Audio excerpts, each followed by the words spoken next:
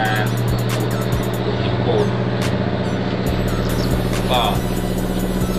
มาสตาร์ทกันใกล้ๆแถวนี้ก็วันนี้เป้าหมายเราก็น่าจะเป็นน้ำตกเทพเสด็จจากแม่ออนก็อยู่ประมาณ30 กิโลแต่ก็ยังไม่รู้ว่ามันจะทันหรือเปล่าเพราะว่าเนื่องจากวันนี้ฝนตกด้วยแล้วก็เสร็จธุระช้าด้วยก่อนเราจะได้ออกมาก็วันนี้ก็ประมาณ4 โมงเย็นแล้วก็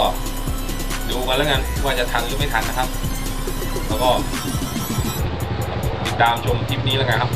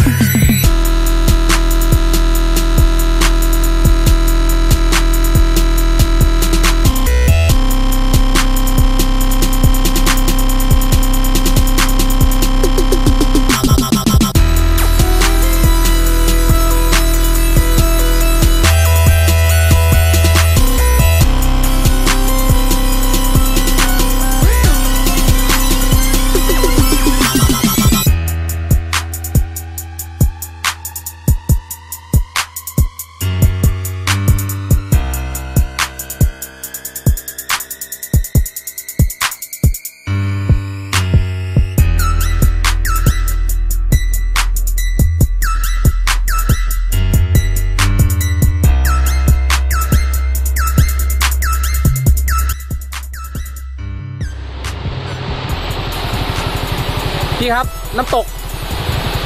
กไปไกลไหมครับตกอะไรครับน้ำตกเทพเสด็จอะครับเลี้ยวขวาตรงไอ้ป้อมนะครับอีกไปเรื่อยๆนะครับจะมีป้ายบอกขอบคุณครับ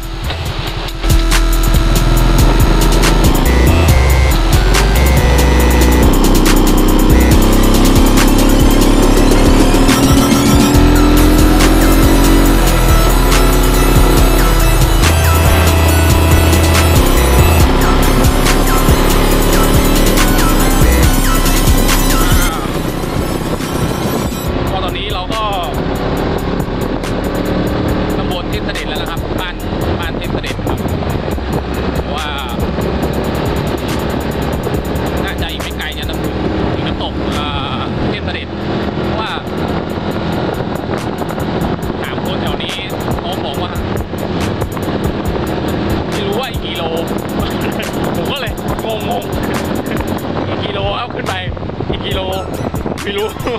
ขึ้นไปเรื่อยๆเดี๋ยวมีป้ายบอกอะงงๆก็ สภาพเส้นทางที่นี่นะครับก็มีแบบว่าสลับประมาณว่าดีบ้างหรือบางที่ก็เป็นแบบกำลังซ่อมแซม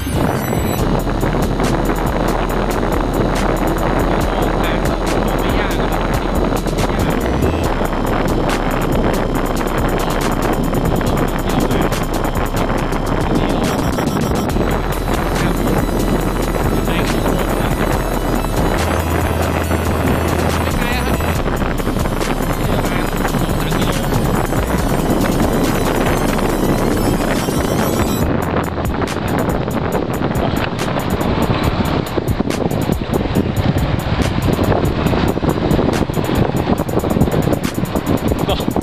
เวลาไปประมาณ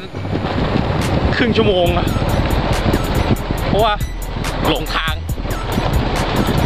เพราะว่าป้ายมันบอกเข้ามาทางนี้แต่ว่ามันไม่ใช่มันเลยมาข้างในนี้เป็นน้ำตกตาดเมยที่พวกกำลังพัฒนาอยู่แล้วก็ค่อยบอกว่ายังไม่ค่อยสวยก็เลยไม่เข้าไปอะแต่เขาบอกว่าตรงโรงเรียนตรงไหนไม่รู้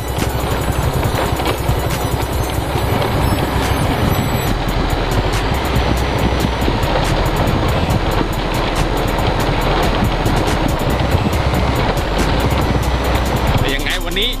เดี๋ยวต้องเจอน้ำตกเทพเสด็จให้ได้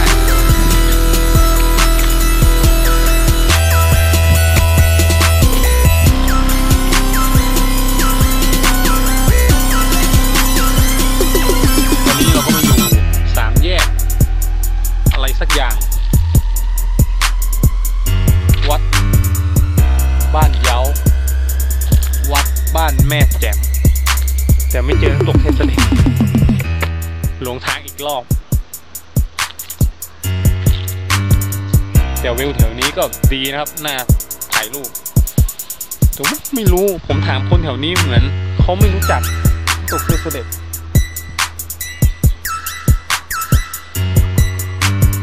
จะลองอีกรอบแล้วกันอันนี้ดูวิวแถวนี้ไปทางก่อน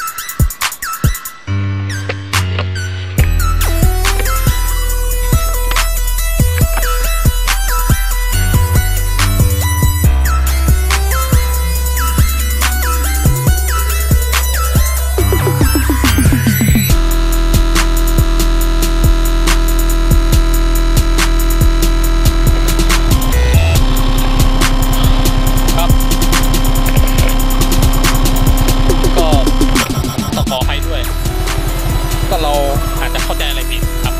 ก็คือสอบถามคนแถวหมู่บ้านก็คือน้ำตกเทพเสด็จอ่ะก็คือน้ำตกตัดเหมยที่ผมไปก็ผมก็เลยไม่ได้ถ่ายรูปมาไม่ได้ถ่ายอะไรมาเลยก็เลยแต่ก็ไม่สวยครับน้ำตกตัดเหมยเป็นน้ำตกที่กำลังจะพัฒนาแต่ว่าเหมือนตั้งชื่อให้คล้ายกับน้ำตกที่ไหนสักที่หนึ่งอะไรเงี้ยที่ชาวบ้านเขาบอกนะครับแต่นี้ก็เลยกลับพอดีก็กลัวจะผิดหวังกันนะครับก็เลยแก้ตัวเอาเป็นมันจะมีน้ำตกอีกที่หนึ่งน้ำตกแม่วองจะมีสำนักสงฆ์อยู่ด้านล่างด้วยก็เดี๋ยวลองไปเที่ยวดูว่าวันนี้จะได้เจอน้ำตกสวยๆไหมไปกันครับ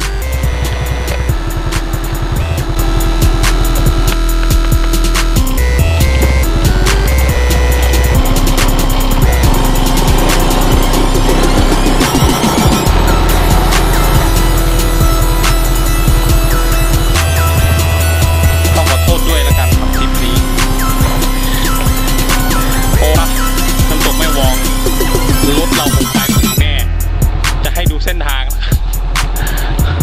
ถ้าผมอาจจะเข้าไปแต่ผมอาจจะออกไปไม่ได้ครับในวันนี้ตอนนี้ก็6 โมงเย็นแล้วอ่ะก็คงไม่ทันแน่จะให้ดูเส้นทางแล้วกันครับเดี๋ยวนี้เป็นทางที่เราจะออกไปนะครับ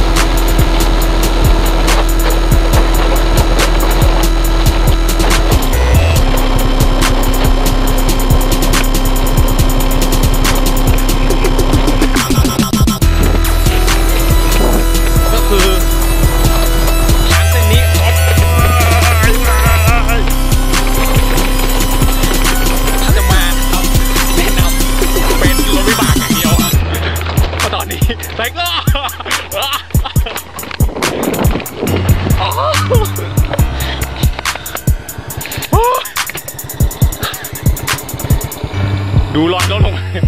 อ๋อเกือบไม่รอด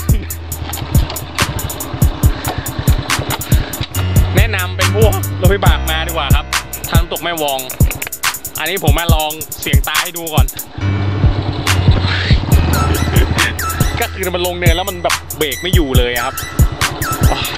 เกือบไม่รอด